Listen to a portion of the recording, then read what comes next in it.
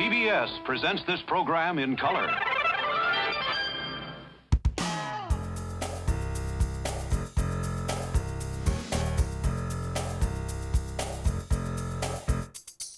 I sat down and talked to the woman who spent the last evening of Nicole's life with her.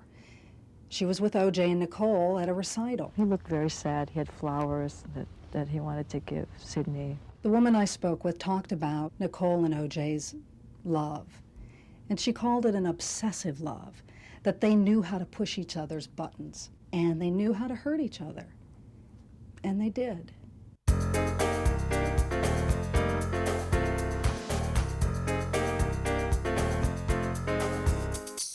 This is one of those, you're not going to believe this, but in 11 states across the country, a coroner can remove parts from a dead body without asking the family's permission. Why say we have a right to choose to donate? Because we don't. It's absolutely perfectly legal. And in some areas, it has happened to hundreds of families. They don't care what happened to them. And they are stunned, they are angry.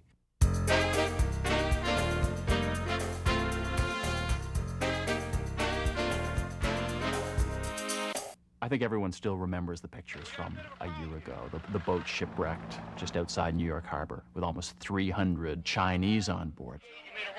Because this was such a high-profile case, these people were not greeted with open arms. We can't afford to keep them in. Hey, man, put them on the boat and send them back. They had come to the land of life, liberty, and happiness, and they ended up behind bars. This is the story of one of those men from the Golden Venture, and the American family fighting against the odds to keep him here.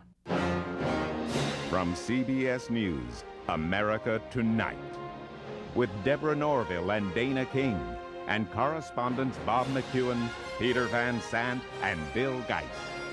And now, from the CBS Broadcast Center in New York City, Deborah Norville. Good evening and welcome, everybody. We have a great deal more ahead this evening, but first, an America Tonight exclusive on the story of O.J. Simpson. You're about to hear one side of this story that you have not heard before. And joining us tonight live from Los Angeles is Dana King. Dana? Deborah, that side of the story belongs to one of Nicole Simpson's closest friends. Now, to protect her and her family, we agreed not to reveal her identity. But we can tell you this, she was one of the last people to see O.J. and Nicole together, and tragically one of the last to see Nicole alive. She's the only real person that I've ever met.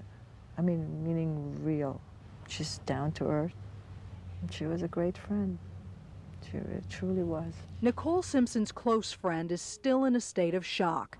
The brutal murder that took 2 lives has destroyed hers as well.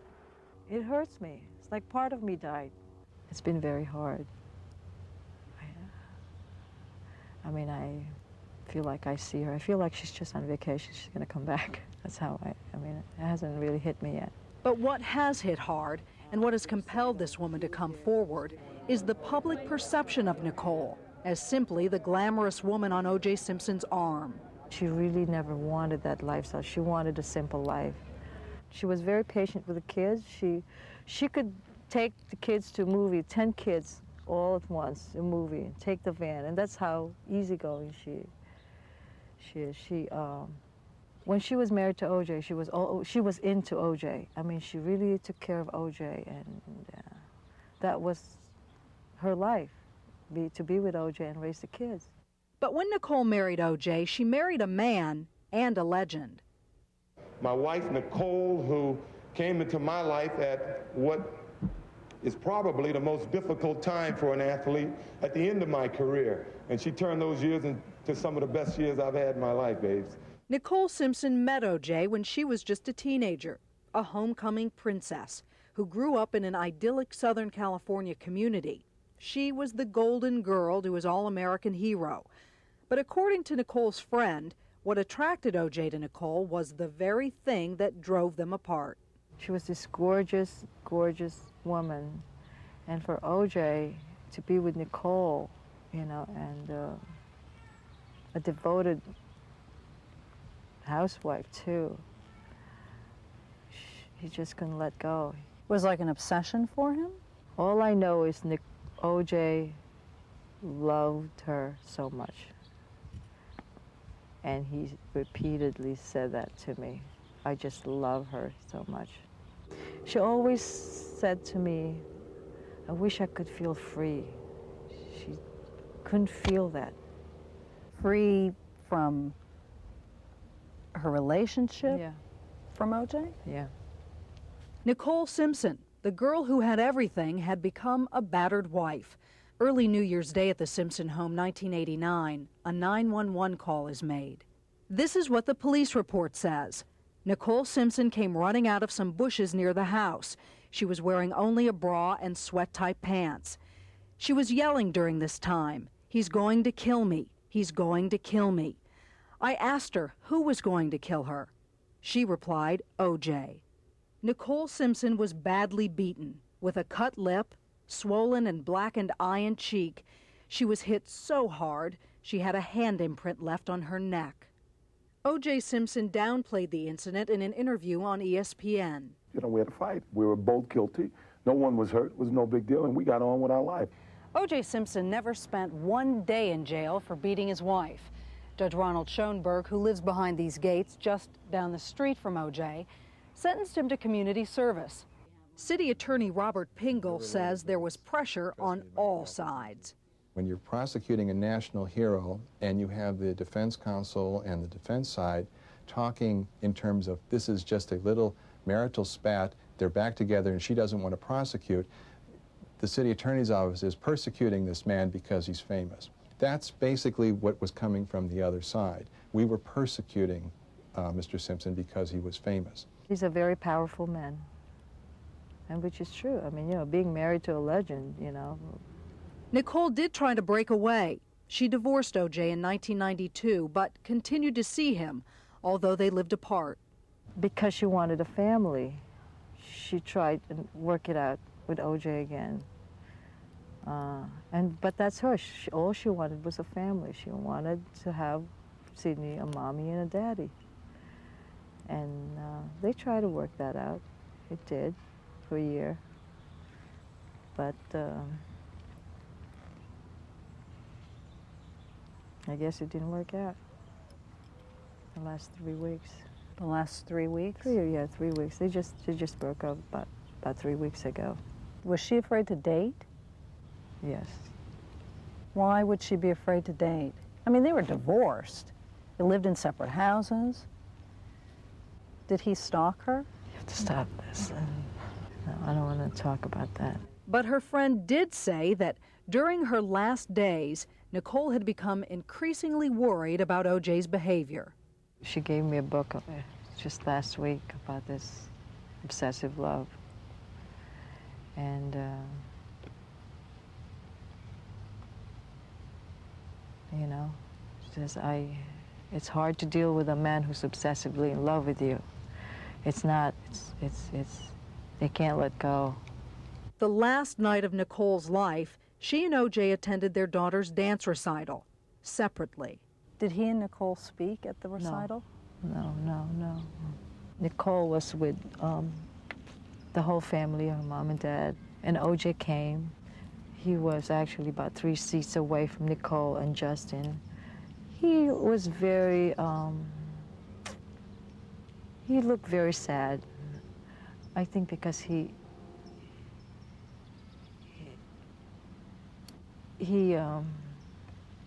wanted a family. He had flowers that he wanted to give Sidney. And we took pictures, and then Sidney just took off with Nicole. Just hours after this photo was taken, the bodies of Nicole Simpson and a friend, Ronald Goldman, were found. A scene of savagery. O.J. Simpson is now an accused double murderer, but he remains a legend to some. See, O.J. is a hero and will always be a hero. And Nicole? She's gone. She's resting in peace now, so she's peaceful now. Less than an hour ago, the Los Angeles Police Department released a 911 call that Nicole Simpson made in October of 1993. It's a conversation she had with police, telling them that O.J. Simpson was trying to break into her apartment on the night of October 25th. 911 emergency. Yeah, can you send someone to my house? What's the problem there? Well, my ex-husband or my husband just broke into my house, and he's ranting and raving. Now, he's just walked out in the front yard. Has he been drinking or anything? No, but he's crazy. Now, according to police, this particular incident in 1993 occurred after O.J. Simpson saw a picture of an old boyfriend of Nicole's in one of Nicole's photo albums. Now, this new piece of evidence will no doubt stir more heartache for those still grieving over the loss of Nicole Simpson. In fact, yesterday we spoke with her sister Denise, who told us that the family wants the world to remember Nicole as they do, as a loving and devoted mother who cared deeply about her children. Deborah? Dana, it's obvious that Nicole's friends and family and O.J. Simpson's friends and family know who this woman is you spoke with. Why was she insistent on anonymity? She is still going through a grieving period, and she has children of her own, and she wants to protect them from the press. They've been all over her neighborhood, in her yard, and she just wants it to stop right now. She also wants to maintain some kind of dignity, any dignity that she can for Nicole and for the incident and for all the children and the families involved. And she also said that she's afraid. What she's afraid of or who she's afraid of, she would not elaborate. And what about the Simpson children? How are they doing? The word from the family is that the children are with their grandparents and that they are keeping all information from the news media away from the children as much as they can, and they're just trying to shower them with as much love and support as they can right now. I bet. Dana, thanks a lot. We'll check back in with you shortly. The Simpson case has stunned the world. There's probably no one who doesn't have some opinion about it. And in a moment, we'd like to hear your opinion. So get a pen and paper and get ready to share it with us when America Tonight returns right after this.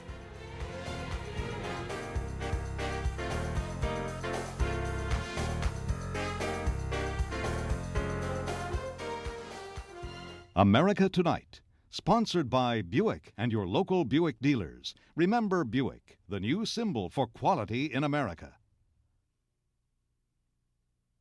If you're searching for value, here's the perfect combination. Buick Value Days at your local Buick dealer. Lots of people have already taken advantage of these incredible Buick Value Day offers, including the Buicks rated as a best value in America by IntelliChoice, an independent research company. So hurry in now before all our 94 value price models are gone and Buick Value Days comes to a sudden close. You like milk and it shows. You like milk and it shows. You like milk and it shows. You've got baby soft skin. You like milk and it shows. And a big healthy grin. You like milk and it shows. Milk, it does a body good with vitamin A to help keep skin smooth, calcium for strong bones, and protein to help build muscle. You like milk and it shows. It does a body good. My friend Reba says, Cheryl, you gotta try Crispix. It doesn't end up tasting soggy and yucky. Yeah, like she knows. Oh, sure, it tastes terrific now, but once that milk soaks in, well, it'll never make it to the end. Kellogg's Crispix cereal stays tasty to the end. Okay, last bite. So what's it gonna taste like, porridge or mush? How do you like that? It still tastes fabulous. You know, Reba only had Taste of Men like she has in her cereal. Being married to a dentist, we're always getting free samples of toothpaste. But what do? I buy Mentadent. Introducing the Refill from Mentadent, the only fluoride toothpaste with baking soda and peroxide in a pump. This is great. You pop this out very simply. There's less plastic. You pop the new one in. It has the ingredients my husband feels are essential, and I save money. You know, Mentadent is accepted by the American Dental Association. My husband would never recommend a product that wasn't.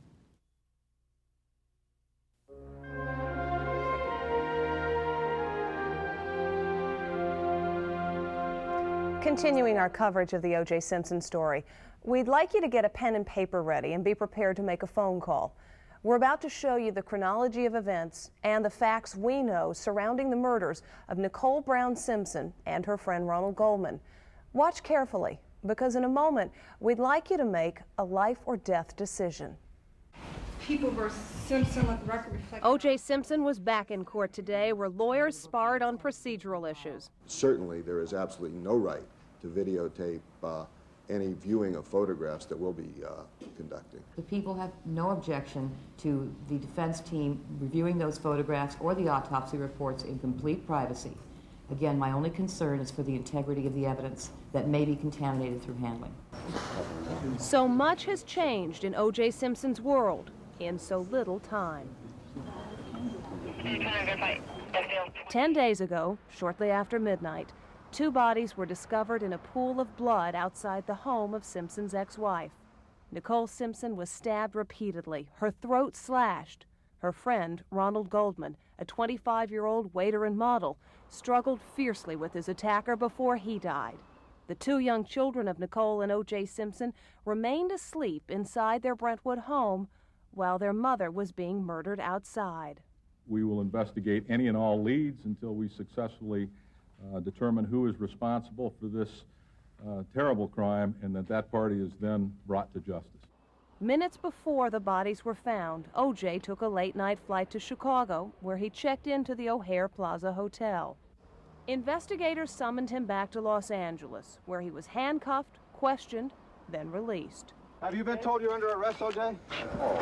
His attorney, Howard Weitzman, declared O.J.'s innocence. He's shocked that he had nothing to do with this tragedy.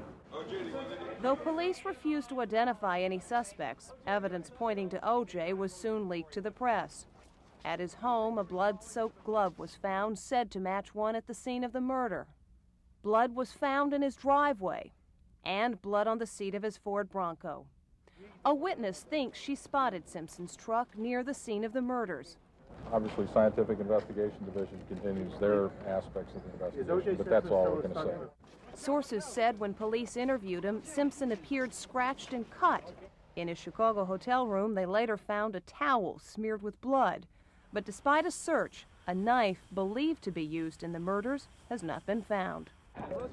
By midweek, Simpson hired a new attorney, Robert Shapiro, who said his client had an alibi. At the time that this murder took place, O.J. was at home awaiting to get into a limousine to take him to the airport.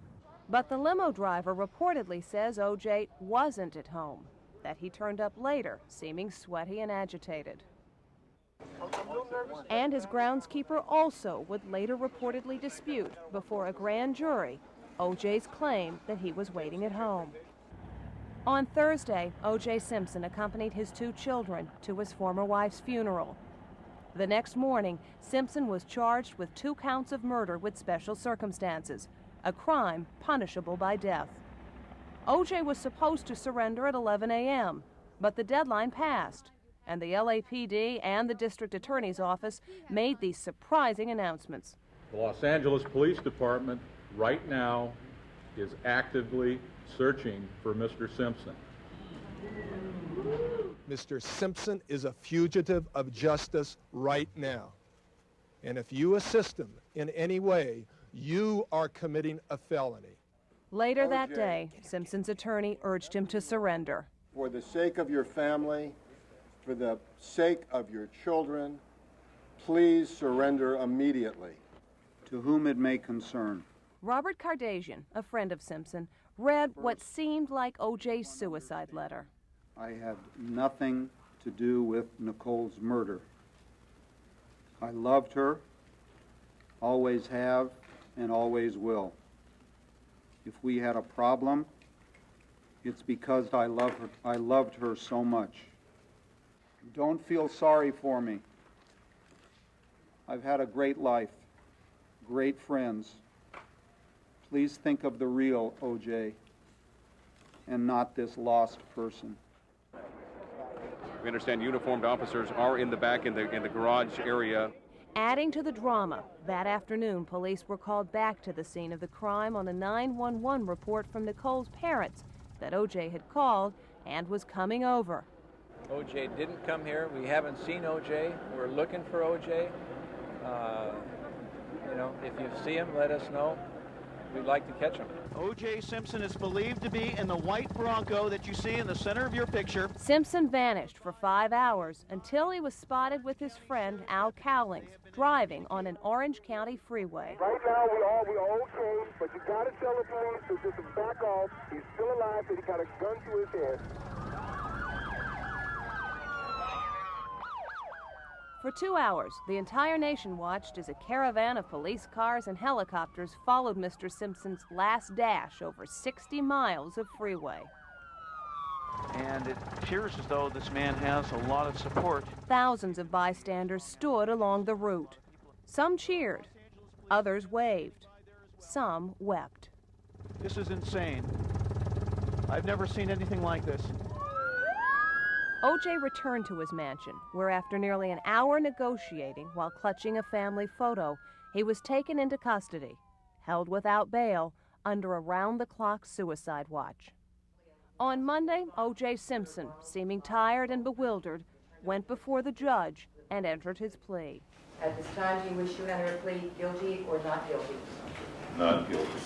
He is very, very depressed, exceedingly emotional. But the prosecutor had very little sympathy for O.J. With all of the questions we've been getting about the public sympathy for Mr. Simpson, we should not forget the fact that we have 2 victims who were brutally slain.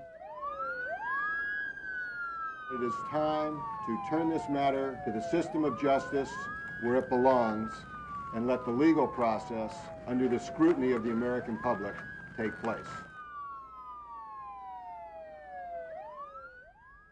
There are still so many questions hanging over this case, but tonight we're going to focus on just 2 of them, and the answers we hope will come from you. Dana King has more from L.A. Dana? Well, Deborah, in California, under some circumstances, such as multiple murders, prosecutors can seek the death penalty. That is one fate that could face O.J. Simpson if convicted. You've seen tonight some of what we know about this case from news reports and leaks. Much more is still a mystery. Keeping that in mind, one question tonight is this. If O.J. Simpson is convicted, do you think the prosecutor should pursue the death penalty? If your answer is yes, call 1-900-220-2200. If your answer is no, call 1-900-220-2211. And because the Simpson case has so dominated news coverage this week, we have a second question for you tonight. Do you think the media is spending too much time on this story, or the right amount of time? If you think too much time, call 1-900-220-2222. If you think the right amount of time, call 1-900-220-2233. Now, our phone system will be taking calls for the next 15 minutes. Each call is 50 cents. We'll have the results before the end of our broadcast.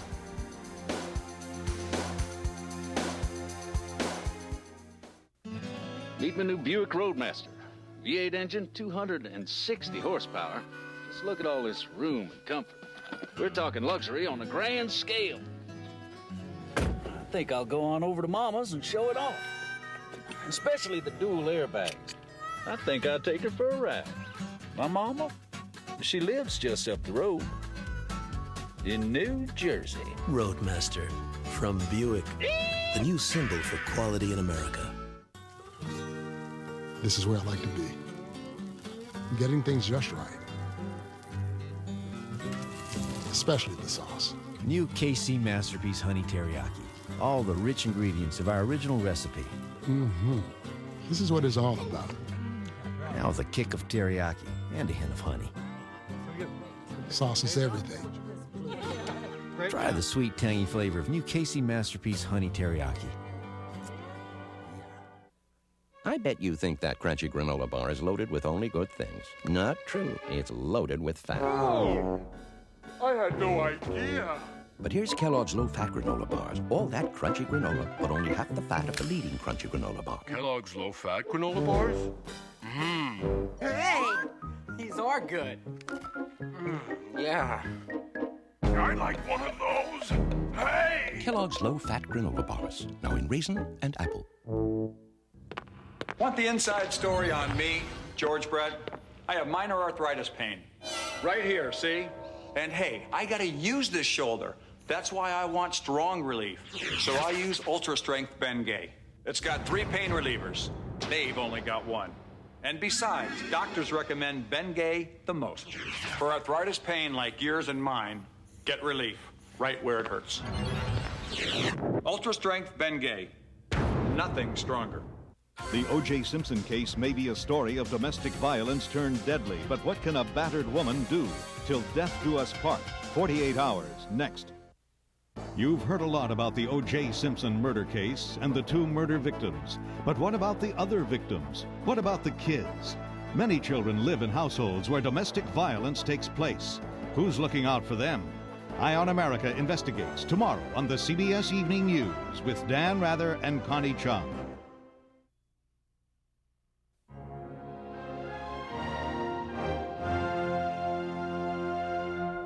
From abortion to assisted suicide, many Americans are fighting for control over one domain, their own bodies. But as Peter Van Sant tells us, there's one place in this country where that fight is being lost, and the results can be shocking. Even as you watch this tonight, a coroner in your state may be removing tissue and body parts without anyone's consent. In 1 out of 5 states, it's perfectly legal, part of a chilling practice that preys on the dead but leaves its deepest scars on the living. I miss him very much. Doris Jackson of Philadelphia likes to reminisce about her son Thomas, who lives on only in memory.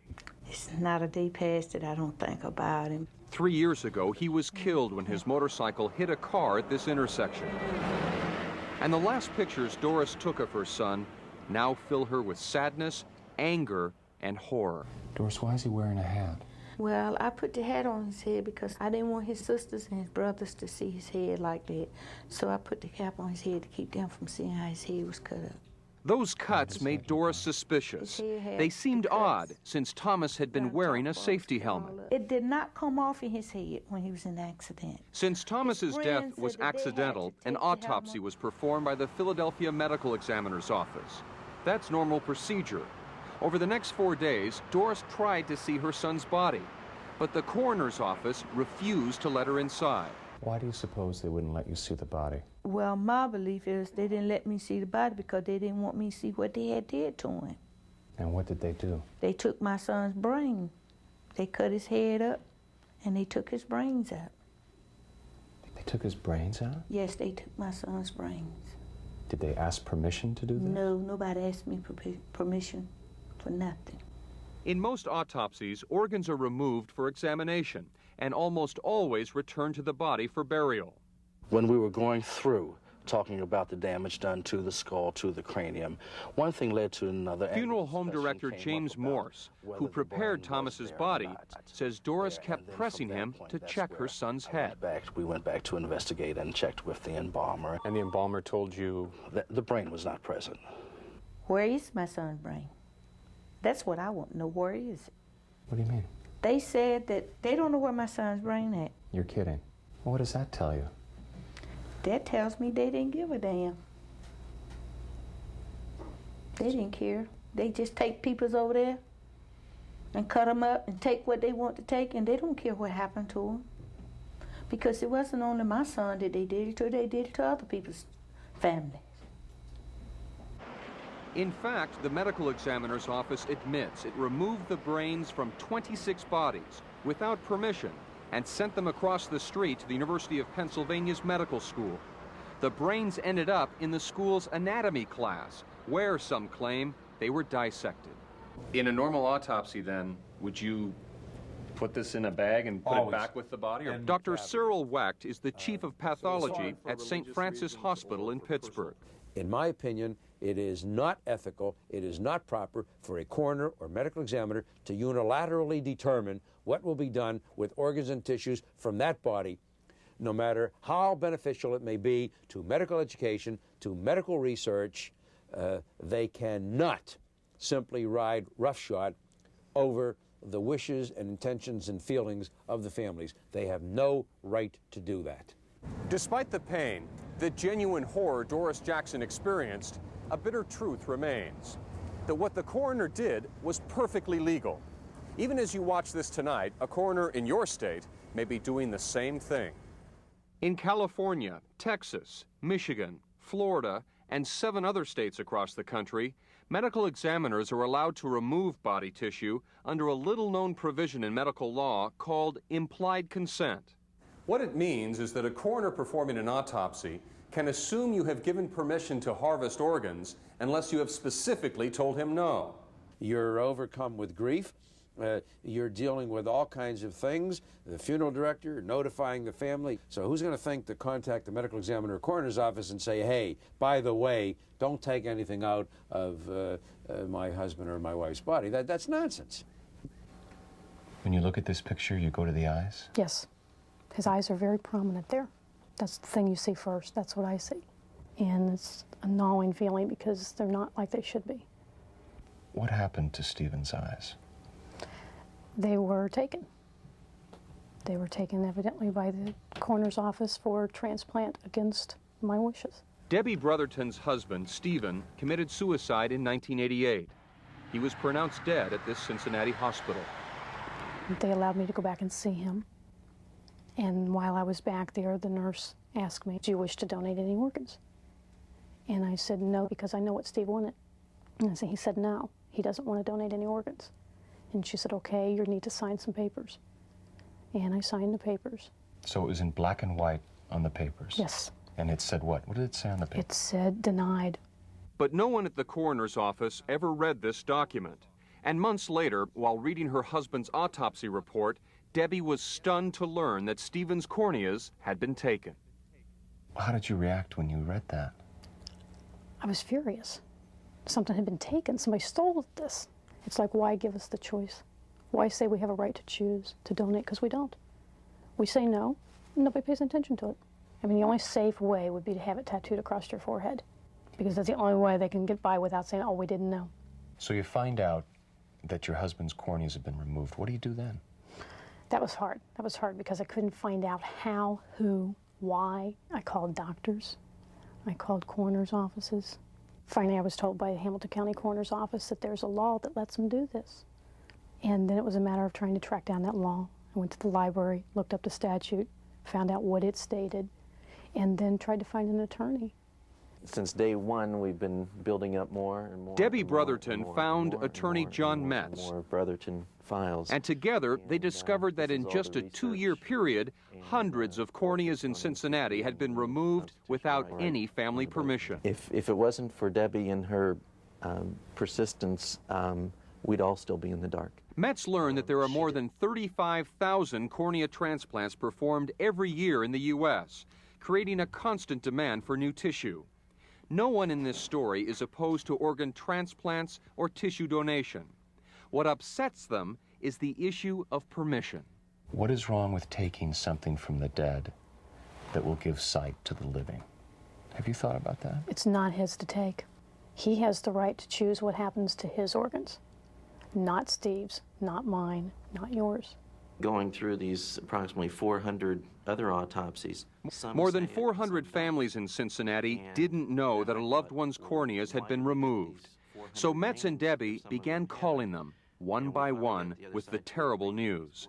We brought some of them to talk to us, people like Shelley Reese. I had requested I wanted to see my mother, and when I got to the morgue, I seen her body laying on the table, and I asked, what happened to her eyes? He said that they had took them and stuffed them with cotton. Why would they do that and not tell you? I don't know. Evilness. This is Sandy. It's what she looked like 3 weeks before she died. Joyce Brenner's daughter died 4 years ago in a car accident. And when you look at her, you can see her eyes. They just kind of follow you. But just look at them now. Do you have a different feeling about her picture?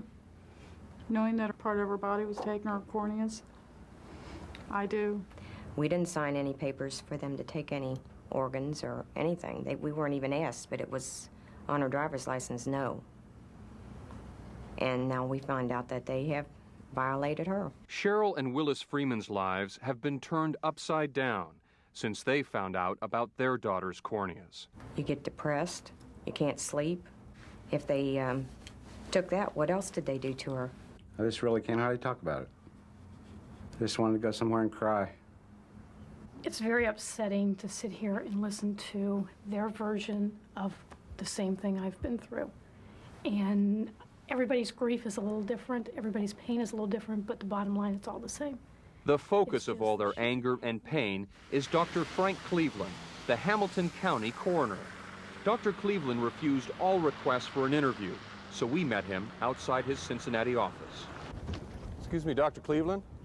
I'm Peter Van Sant from CBS. We wanted to ask you, why did you remove hundreds of corneas of patients without asking their families' permission? I have nothing to say. Are you ashamed of what you did? I have not done anything that is illegal. Was it morally right, though? Have you thought about that? Every time I close my eyes, I have nightmares. All I can see is a mad scientist attacking my daughter's body. Because the families involved are in agony. Do you have anything to say at all, Doctor? I just can't talk about her without crying. It was my mother. And to know that Dr. Cleveland doesn't feel a bit remorse for it, it hurts a lot, and I have a lot of hate and anger towards him. But Dr. Cleveland broke no law.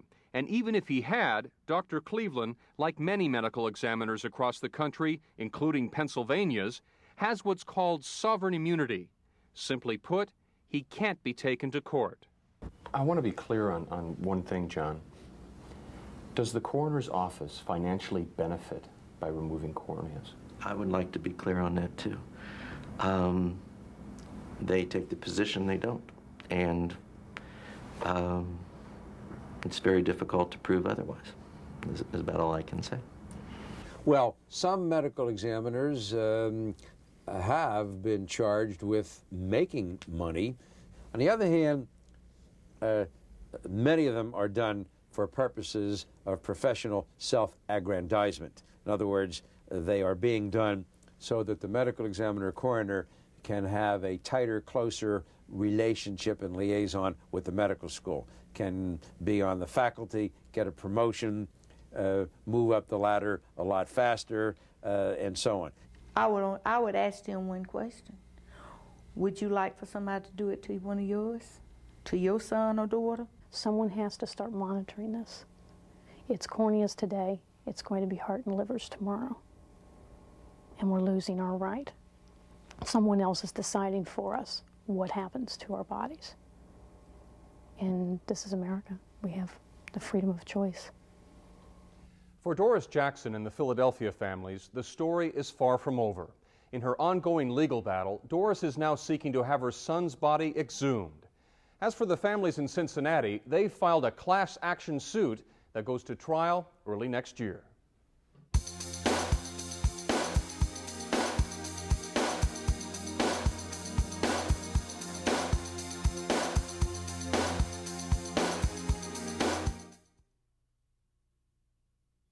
The standard set by the federal government requires that a car with 2 airbags must help protect 2 passengers, ignoring the center seat passenger. The higher standard in the all-new DeVille by Cadillac, an air bank system which provides supplemental protection for not 1, not 2, but all 3 front seat passengers.